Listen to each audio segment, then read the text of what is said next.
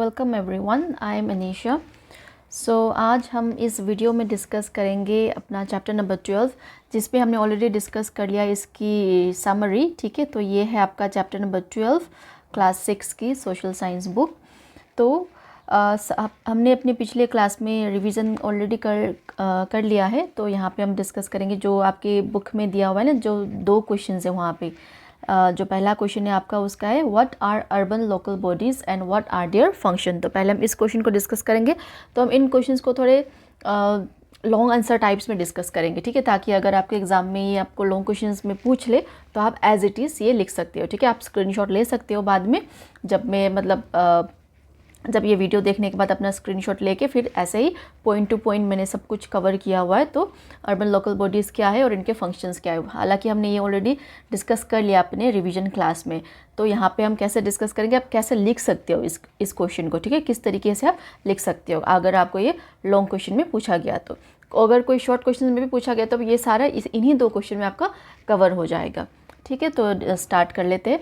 और हाँ, ये वीडियो मैं पूरा हिंदी में एक्सप्लेन करने वाली हूँ। अगर आपको इंग्लिश एक्सप्लेनेशन की वीडियो चाहिए तो आप डिस्क्रिप्शन में लिंक है, वहाँ पे क्लिक कीजिए तो आपको मिल जाएगी। तो मैंने सेपरेटली इसी वीडियो को पूरा इंग्लिश में भी एक्सप्लेन कर रखा है। ओके, तो लेट अस स्टार्ट कर लेते हैं। अर्बन लोकल बॉडीज़ जो हमने डिस्कस की थी अपनी रिवीजन क्लास में, तो वो एक डिसेंट्रलाइज्ड गवर्नमेंट इंस्टीट्यूशंस है responsible for managing cities and towns. They ensure proper administration and provide essential service to urban residents. तो स्पेशली जो अर्बन एरियाज़ के, टाउन्स एंड सिटीज़ के जो 3 टाइप्स के हमने पढ़े थे, अगर उनके पॉपुलेशन 10 लाख से ज़्यादा है तो उनको क्या बोलते हैं, कमेंट सेक्शन में बताइएगा। हम ऑलरेडी डिस्कस कर चुके हैं इस बात को, ठीक है, इस टॉपिक को। तो अगर आपसे what are urban local bodies simply ऐसे पूछा गया शॉर्ट में, तो अब यहाँ तक भी आप लिख सकते हो। ठीक है, यहाँ तक। तो ये एक डिसेंट्रलाइज गवर्नमेंट है, मतलब वहाँ पे कोई बाहर से आपको बताएगा नहीं कि, या फिर कोई बाहर से कोई सेंट्रल अथॉरिटी आपके एरिया के बारे में कोई डिसीज़न वगैरह नहीं लेगी। वो आपके एरिया के डिसीज़न आप खुद ही ले सकते हो, मतलब आप भी पार्टिसिपेट करते हो डेमोक्रेसी में। या फिर ये बोलो कि आप रूल मेकिंग वगैरह में या फिर प्रॉब्लम सॉल्विंग है, अगर आप जैसे आप एडमिनिस्ट्रेशन में पार्टिसिपेट करते हो, जैसे कि आपने वोटिंग दे दी, मीटिंग्स वगैरह में चले गए, सभा वगैरह में चले गए, तो उसका मतलब क्या है, डिसेंट्रलाइज्ड गवर्नमेंट है। मतलब आप अपने, क्योंकि आप जिस एरिया में रह रहे हो उस एरिया के बारे में आपको ज़्यादा पता होगा ना। अगर आप लीडर भी उसी एरिया से चूज़ करते हैं तो उसको ज़्यादा पता होगा कि क्या नीड्स है उस एरिया के। तो इस तरीके से वहाँ पे क्या हो जाता है, डिसेंट्रलाइज्ड गवर्नमेंट इंस्टीट्यूशन है ये जो अर्बन लोकल बॉडी से। सिमिलरली ये रूरल एरियाज़ भी सेम है, ठीक है, डिसेंट्रलाइज्ड है। तो रूरल एरियाज़ का विलेज के साथ रिलेटेड है, urban areas towns and cities के साथ रिलेटेड है। ठीक है, तो आई होप ये क्लियर हो गया है। तो इसके फंक्शंस हम देख लेते हैं, functions of urban local bodies. So पहला फंक्शन है इसका इंफ्रास्ट्रक्चर मेंटेनेंस। देखो मैंने यहाँ पे हेडिंग के साथ ऐसे बना के दिया हुआ है, तो आप अपने एग्जाम्स में एज इट इज़ लिख सकते हो। ठीक है, इंफ्रास्ट्रक्चर मेंटेनेंस। तो इंफ्रास्ट्रक्चर में क्या क्या आ जाएगा, आपके roads, drainage system, street lighting, public parks, ये सब कुछ आ जाएगा। इनके मेंटेनेंस मतलब इसकी देखभाल, मतलब अगर कुछ रोड में डैमेज आ गया, ड्रेनेज सिस्टम में डैमेज आ गया, या फिर लाइटिंग वगैरह आपकी ख़राब हो गई, स्ट्रीट लाइट आपकी ख़राब हो गई, तो कौन आके वो ठीक करेगा, ये जो अर्बन लोकल बॉडीज़ है। ठीक है, जो मेंबर्स है जो अलग अलग वार्ड्स में डिवाइडेड है, तो ये आके अगर आप इनमें मतलब जैसे कंप्लेन वगैरह कर दो कि आपकी स्ट्रीट लाइट ख़राब हो गई है, तो वो आके वो चेंज कर देंगे। ठीक है, तो फंड्स वगैरह कहाँ से आएंगे, पैसा वगैरह कहाँ से आएंगे, जैसे टैक्स वगैरह कलेक्ट करते हैं ये, और इसके बाद सेंट्रल गवर्नमेंट से भी इनको फंड्स मिलती है। तो इस तरीके से ये फंड्स वगैरह भी आती है, और उसी फंड्स को, उसी पैसों को यूज़ करते इन सब की मेंटेनेंस के लिए। Alright, next sanitation and waste management. तो नेक्स्ट आ गया सैनिटेशन और वेस्ट मैनेजमेंट, जैसे कि गार्बेज कलेक्शन, सीवेज ट्रीटमेंट और क्लीनिनेस कैंपेन्स। जैसे कि आप अपने शहर में, सिटी में अगर आप कहीं बाहर जा रहे हो तो देखते हो ना कि रास्ते में बीच में वो ये लोग गड्ढा खोद रहे हैं और वहाँ पे कुछ कर रहे हैं, तो वो सीवेज वगैरह ट्रीटमेंट करे। अगर वहाँ पे कुछ लीकेज वगैरह आ गई तो ऐसे गड्ढा खोद के ये लोग बनाते हैं ना, क्योंकि अंडरग्राउंड हो रखा है अभी तो सब कुछ। तो ऐसे जो ये मेंटेनेंस वगैरह है, ठीक है, सैनिटेशन, ये मैनेजमेंट जो है, ये सारा कौन देखता है, अर्बन लोकल बॉडीज़।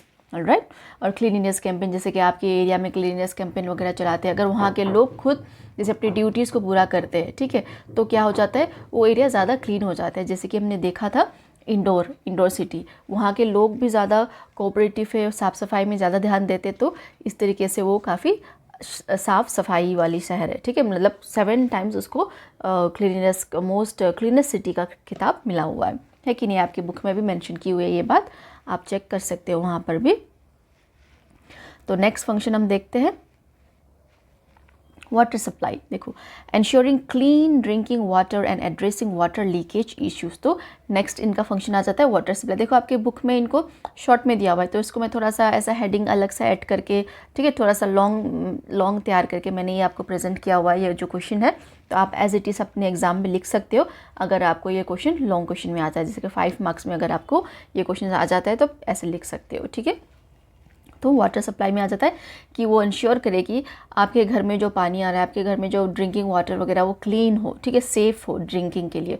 और अगर कहीं वाटर लीकेज वगैरह कोई प्रॉब्लम हो गया तो सीधा अगर आपको भी दिखता है कि कहीं वाटर लीक हो रहा है तो आपको अपने मम्मी पापा को बताना और उनसे बोलना कि चाहिए इसके कंप्लेंट डाल दो, वरना वो वाटर वेस्टेज होता रहेगा, है कि नहीं। तो अगर ये कंप्लेंट वक्त जल्दी से डाल दिया तो ये लोग आके जल्दी से ठीक कर देते हैं, ये जो अर्बन लोकल बॉडीज़ के मेंबर्स है, ठीक है। तो ये तीसरा हो गया वाटर सप्लाई। आई होप आपको समझ आ गया हो। नेक्स्ट फंक्शन में हम देखते हैं पब्लिक हेल्थ एंड हाइजीन। तो पब्लिक की हेल्थ और हाइजीन की देखभाल, जैसे कि for example running hospitals, dispensaries and health awareness program. तो हॉस्पिटल्स वगैरह वहाँ पे बिल्डअप करना, डिस्पेंसरीज वगैरह आप देखते हो ना अपने एरिया में बहुत सारी डिस्पेंसरीज होती है, तो वहाँ जहाँ पे आपको दवाई वगैरह मिलती है कि नहीं। अगर आपको छोटा मोटा ऐसे मतलब ज़्यादा बीमार नहीं हो, ऐसा ज़ुकाम वगैरह सर्दी वगैरह, तो आप वहाँ पे जाके भी अपने आप को चेकअप करवा के दवाई ले सकते हो। अगर लेकिन आप ज़्यादा बीमार हो तो आपको कहाँ जाना पड़ेगा, हॉस्पिटल्स में जाना पड़ेगा। और ऐसे ही ये हेल्थ अवेयरनेस प्रोग्राम्स वगैरह चलाते हैं, ठीक है, ताकि लोग अवेयर रहे। जैसे कि अभी सीज़न आ रहा है ना, अभी सीज़न चेंज हो रहा है, अब गर्मियाँ की मौसम मतलब स्टार्ट होने वाली है, तो इस सीज़न में क्या होता है, ज़्यादा से ज़्यादा लोग बीमार पड़ जाते हैं। तो इस अवेयरनेस, जैसे कि अब गर्म पानी पीना, ठंडा पानी मत पीना, बाहर मतलब हवा में ज़्यादा मत जाना और अपने आप को प्रिवेंट करना, तो इन सब चीज़ों से ही हम क्या करते हैं, अपने आप को बीमारी से बचा सकते हैं। तो ऐसे ही अवेयरनेस प्रोग्राम्स वगैरह ये चलाते हैं, ठीक है। हर एक कम्युनिटी में, हर एक एरिया में, हर एक सोसाइटी में ये सारे अवेयरनेस प्रोग्राम चली होती है। जैसे कि डेंगू मलेरिया के टाइम में, चिकनगुनिया के टाइम में ये लोग बताते हैं कि क्लीन रखना हो, कहीं ऐसे कूलर वगैरह को साफ़ रखना, वहाँ पे पानी वगैरह नहीं होना चाहिए, है कि नहीं, या ड्रेनेज वगैरह क्लीन करना। और टाइम टू टाइम ये लोग आके क्लीन भी करते हैं ताकि ज़्यादा बीमारी ना फैले। तो इन सब ये फंक्शन भी इनके अर्बन लोकल बॉडीज़ के अंदर ही आती है, ठीक है। नेक्स्ट आपका अर्बन प्लानिंग एंड डेवलपमेंट, जैसे कि zoning regulation, construction permits and city expansion planning. जैसे कि डेवलपमेंटल प्रोजेक्ट्स वगैरह आते हैं, प्लानिंग वगैरह आते हैं। अगर आपको कोई कंस्ट्रक्शन करवाना है, मतलब जैसे कि आप देखते हो कि कई कंस्ट्रक्शंस वगैरह चल रही है, कुछ चल रहा है। जैसे कि जोनिंग मतलब ये डिवाइड कर लेना एरियाज़ को, जैसे कि आपका रेसिडेंशियल एरिया अलग होता है, आपका हॉस्पिटल एरियाज़ अलग से एरिया में रहती है, आपकी ऑफिस एरिया अलग है, कमर्शियल एरिया अलग है। जैसे कि आपकी इंडस्ट्रीज़ वगैरह, आपके घर के पास ही इंडस्ट्री तो नहीं बनी हुई ना कोई भी, वो क्यों, क्योंकि प्रॉपर डिवीज़न होता है, अच्छे से प्लानिंग ये करते हैं, ठीक है। तो ताकि डेवलपमेंट आए उस सिटी में या फिर उस जगह में। तो ऐसे जोनिंग रेगुलेशन मतलब डिवाइड करना अच्छे से। रेसिडेंशियल एरिया मतलब जहाँ घर रहते मतलब लोग रहते हैं कि नहीं, आप वहाँ पे फिर एक मार्केट एरिया रहता है, फिर एक इंडस्ट्री एरिया अलग से थोड़ा सा दूर रहता है, थोड़े से स्लम एरिया में रहता है कि नहीं, जहाँ पे आसपास ज़्यादा लोग रहते ना हो। और या फिर आपका ऑफिस एरिया हो गया, वो भी घर से थोड़ा सा दूर ही रहता है, क्योंकि घर के पास ही तो ऑफिस नहीं रहता ना, आपका अलग अलग एरिया रहता है। तो ऐसे डिवाइड करना, तो ये सब प्लानिंग वगैरह, ये सब डेवलपमेंटल प्रोजेक्ट्स वगैरह है, सिटी को एक्सपेंशन वगैरह करना, बड़ा करना, डेवलप करना, ठीक है। तो ये सब प्लानिंग भी किसके अंदर आ जाती है, अर्बन लोकल बॉडीज़ के अंडर आ जाती है, ठीक है।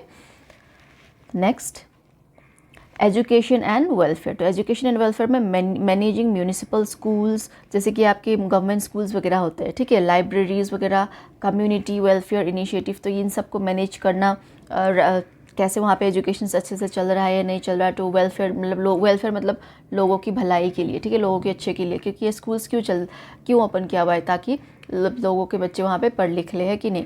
तो स्पेशली जो लोग अपने बच्चे को जो जैसे कि आजकल तो काफ़ी फैंसी स्कूल्स है ना, जैसे ब्रांडेड स्कूल्स वगैरह, वहाँ की फ़ीस वगैरह काफ़ी हाई रहती, तो हर कोई अपने बच्चे को स्कूल में भेज नहीं सकता, तो वो कहाँ पे भेजते अपने बच्चों को?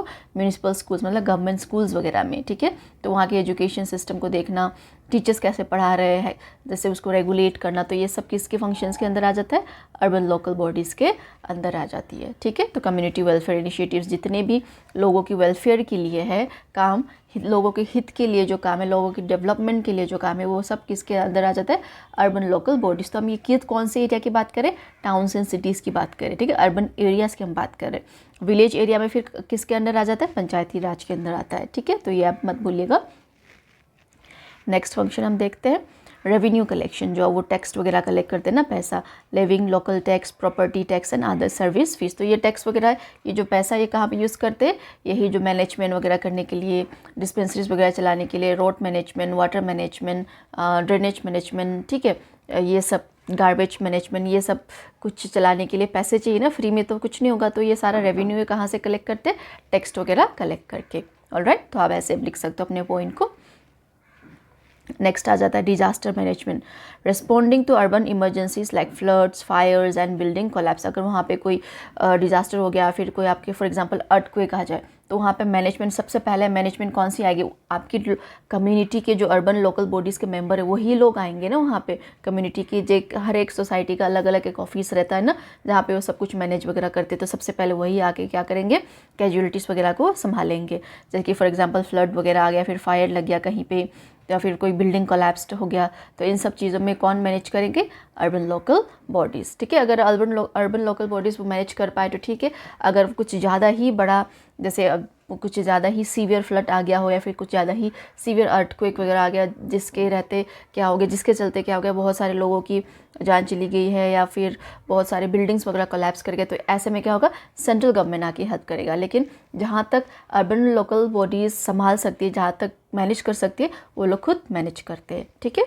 तो ये सब फंक्शंस भी इसके अंडर आ जाती है। तो ये हम एक ही क्वेश्चन को डिस्कस कर रहे हैं, ठीक है। जो आपका पहला क्वेश्चन है ना, आपके बुक में भी आप देख लो, what are urban local bodies को हमने डिस्कस कर लिया, फिर यहाँ पे हम क्या करें? इनके फंक्शंस को देख रहे हैं। ऑलराइट, तो नेक्स्ट देखते हैं। तो नेक्स्ट क्वेश्चन हम देखते हैं। तो फंक्शंस का आई होप आप सबको क्लियर हो गया है। अगर आपको इसके बहुत ज़्यादा डिटेल एक्सप्लेनेशन चाहिए तो आप इसकी वीडियोस के जो चैप्टर की वीडियो है मैंने जो डाली हुई है प्लेलिस्ट में आपको मिल जाएगी, या फिर डिस्क्रिप्शन में आप लिंक भी देख लीजिए, उसको क्लिक करके आप वहीं आपको वो प्लेलिस्ट मिल जाएगा।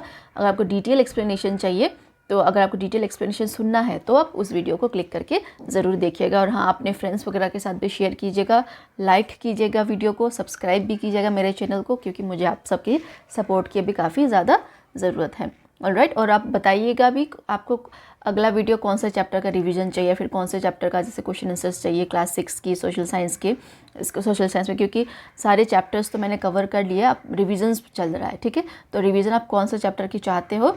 अब अभी तक मैंने काफ़ी चैप्टर्स के रिविजन्स भी मतलब ऑलरेडी अपलोड कर लिया, आप चेक भी कर लेना उन सबको। तो अगर आप नेक्स्ट कौन से रिवीजन चाहते हो वो मुझे बताइएगा कमेंट सेक्शन में, ताकि मैं उस चैप्टर को प्रिपेयर करके आप सबको पढ़ा सकूँ। ऑलराइट, तो नेक्स्ट क्वेश्चन हम डिस्कस करते हैं, why are urban local bodies important. तो ये अर्बन लोकल बॉडीज़ जिसके हम बारे में डिस्कस कर रहे हैं, इंपॉर्टेंट क्यों है गवर्नेंस एंड डेमोक्रेसी में, ठीक है। तो इसको हम डिस्कस करते हैं। अब इसका आंसर आप कैसे लिख सकते हो? Urban local bodies play a vital role, मतलब एक बहुत ही महत्वपूर्ण रोल ये लोग प्ले करती है गवर्नेंस और democracy for the following reasons. तो इन सब जो फॉलोइंग रीजंस आएंगे जो हम देखेंगे, इस कारण अर्बन लोकल बॉडीज़ जो है बहुत ही इंपॉर्टेंट है। जैसे कि देखो, इसका कुछ पॉइंट्स जो है फंक्शंस के साथ सेम भी होगा, क्योंकि वही फंक्शंस, क्योंकि इनके वो फंक्शंस है, उन फंक्शंस के कारण ये बहुत इंपॉर्टेंट है कि नहीं। तो मोर और लेस ये दो क्वेश्चन आप सेम तरीके से भी लिख सकते हो। राइट, तो आप इससे लिखना। देखो, डिसेंट्रलाइजेशन ऑफ पावर, जो मैंने बताया था ना, डिसेंट्रलाइज से कोई बाहर से कोई अलग से अथॉरिटी आपके एरिया के बारे में आपको डिसाइड नहीं करेगा। आप अपने एरिया में डिसाइड कर सकते हो, डिसीजंस वगैरह ले सकते हो, बेस्ट डिसीजन ले सकते हो कि आप, क्योंकि आपको पता है कि आप क्या प्रॉब्लम्स को फेस कर रहे हो, है कि नहीं। तो आपको पता है कि कैसे ठीक होगा। तो ये डिसेंट्रलाइज है, क्योंकि आप जहाँ पे पार्टिसिपेटरी डेमोक्रेसी, आप खुद भी पार्टिसिपेट कर सकते हैं। अगर आपको लगता है कि नहीं, मैं रिप्रेजेंटेटिव बनूंगा, मैं लीडर बनूंगा, तो आप उसके लिए भी आप अपने आप को मतलब वहाँ पे कैंडिडेट, आप अपने आप को भी कैंडिडेट के स्थान पे आप रख सकते हो। और अगर आपको जैसे किसी भी कम्युनिटीज़ के अंदर, कोई भी एडमिनिस्ट्रेशन के अंदर अगर आप लीडर बनना चाहते हो, ठीक है, तो आप लोगों से बोल सकते हो, आपको वोट दे, आप मतलब वहाँ पे आप इलेक्शन लड़ सकते हो, ठीक है, जैसे छोटे लेवल के इलेक्शन होते हैं ना हर कम्युनिटी में, तो ऐसे डिसेंट्रलाइजेशन ऑफ पावर है, ठीक है। तो ये क्या करती है, bring governance closer to people, making decision making more effective. तो लोग खुद वहाँ पे डिसाइड करते हैं ना, कि वहाँ के जो कम्युनिटी के लोग हैं जो रहते हैं वहाँ पे, वो खुद अपने बारे में डिसाइड करते हैं, तो इसीलिए वो लोग क्या करते हैं, डिसीजन मेकिंग प्रोसेस में पार्टिसिपेट करते हो और उसको मोर इफेक्टिव बनाते हो और ज़्यादा इफेक्टिव करते हैं।